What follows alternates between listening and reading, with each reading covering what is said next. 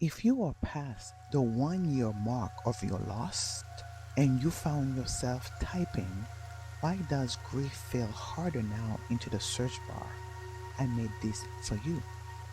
Everyone warns us about the first year, the shock, the first holidays, the immediate aftermath. But no one tells us about the quiet weight of the second year. In year one, adrenaline and shock protect your brain. Your body is just trying to get you through. People check on you constantly. There's a schedule to follow, arrangements, paperwork, a house full of casseroles and calls. In a strange way, that busyness carries you. But in year two, the permanent reality sinks in. The texts from friends slow down. The casseroles stop coming. The world quietly expects you to be moving on. People go back to their own lives because that's what people do, and it isn't wrong of them. But it means the silence in your house gets louder right around the time everyone else assumes you are doing better. Nobody tells you that grief doesn't move in a straight line down, it moves sideways. It hides ordinary things and waits. I remember going through the rest of his clothes to donate. Almost 18 months had passed at that point, long enough that people had stopped asking how I was doing. I was checking pockets before I put anything in the bag, mostly out of habit, and in one of them, I found a small grocery receipt: bread, coffee, creamer, eggs, all in his handwriting. The handwriting I used to love, the way his letters leaned slightly to the left, the way he always underlined creamer because he knew I would forget if he didn't.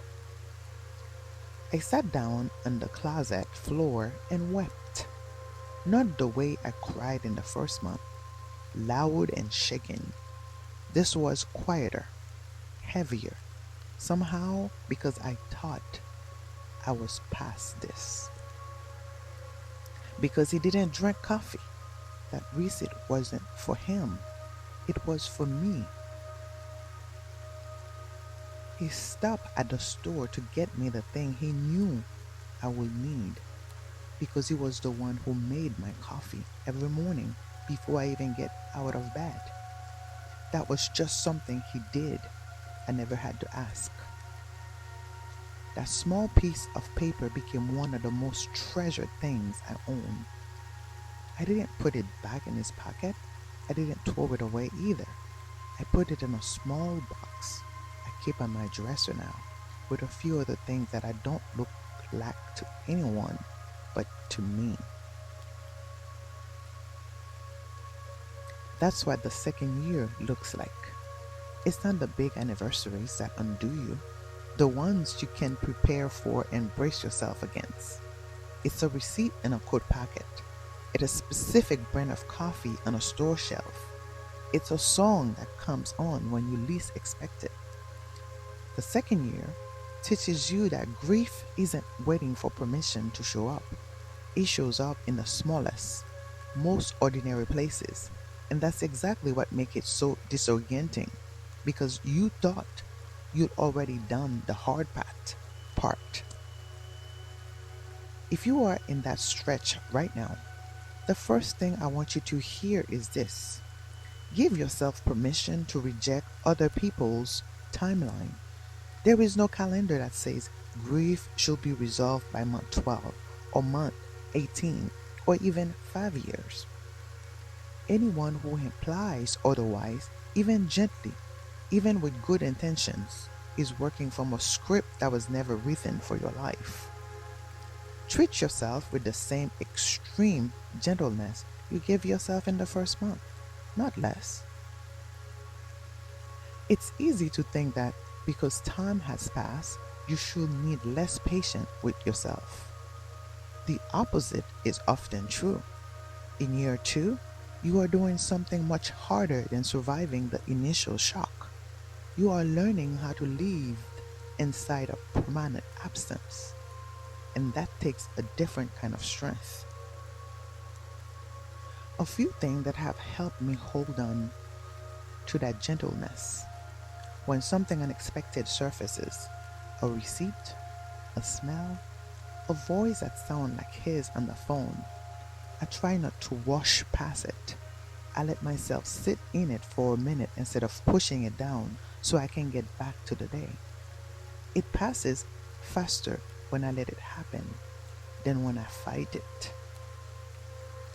I have also stopped apologizing for still grieving out loud. If someone asks how I am doing, and the honest answer is that I am having a hard day, I say that now. I used to soften it for other people's comfort. I don't anymore. And I keep the small things. I know some people feel pressure to clear everything out to make their house look like moving forward. You don't owe anyone a timeline for that either. Keep the receipt. Keep the coffee mug. Keep whatever quiet object holds hands for you. Rebuilding a life doesn't mean forgetting him. It's mean carrying him with you in the quiet spaces, like a coat pocket or a receipt or a cup of coffee you make yourself now, the way he used to make it for you. If you are navigating this heavy silence today, you are not walking it alone.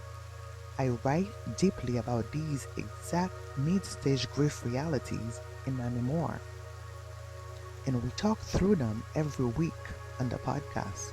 You'll find both links below.